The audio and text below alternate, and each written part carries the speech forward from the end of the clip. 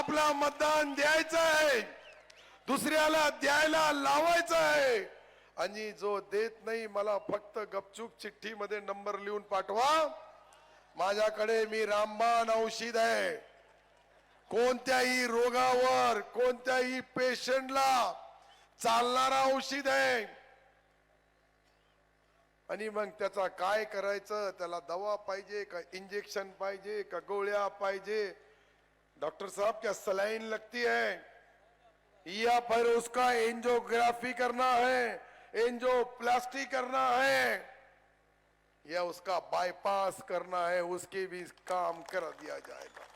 मतदारांना धमकी दिल्याच्या गंभीर आरोपामुळे शिवसेना शिंदे गटाचे आमदार अब्दुल सत्तार पुन्हा एकदा अडचणीत सापडले आहेत.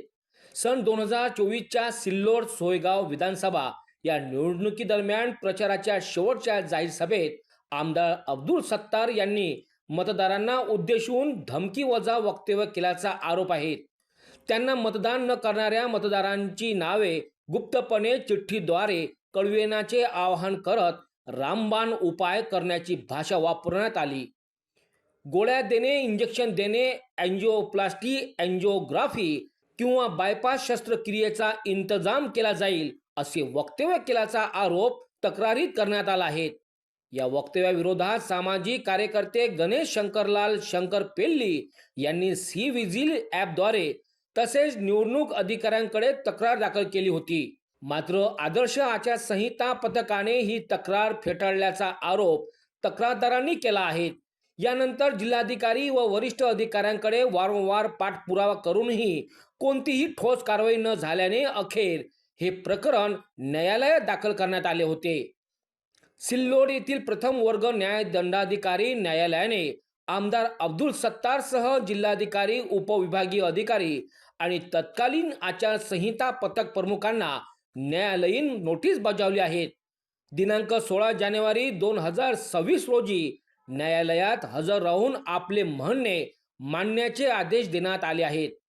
तक्रारदारांचा आरोप आहे की वेळीच कारवाई झाली असती तर अब्दुल सत्तार मतदानापूर्वीच अपात्र ठरले असते.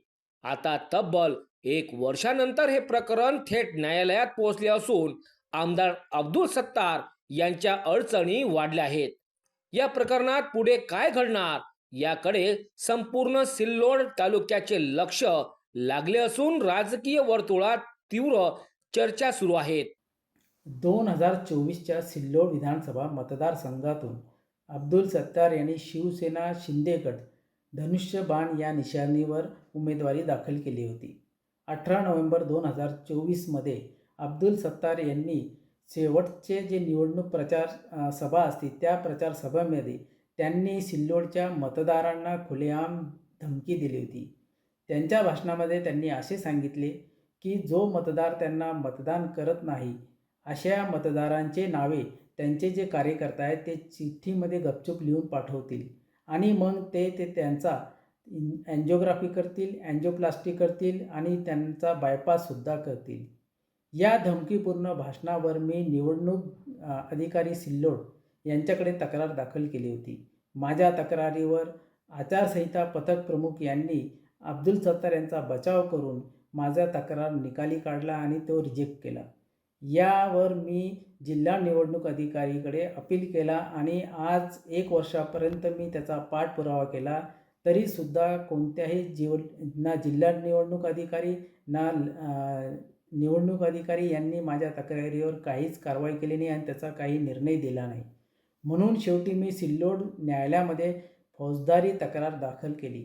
मी प्रायव्हेट कंप्लेंट पार्टी इन पर्सनमध्ये कलम भारतीय नागरी सुरक्षा संहिता 223 उपकलम 1 या अंतर्गत तक्रार दाखल केल्यामुळे न्यायालयाने 16/1/2026 रोजी अब्दुल सत्तार आणि जिल्हा निवडणूक अधिकारी जे कलेक्टर दिलीप स्वामी आहेत त्यांना आणि निवडणूक अधिकारी लतीफ पठाण जे आता SDM आहेत आणि आचारसंहिता पथक प्रमुख आहिरे यांच्या या चौघांविरोध न्यायालयाने नोटीस काढली आहे.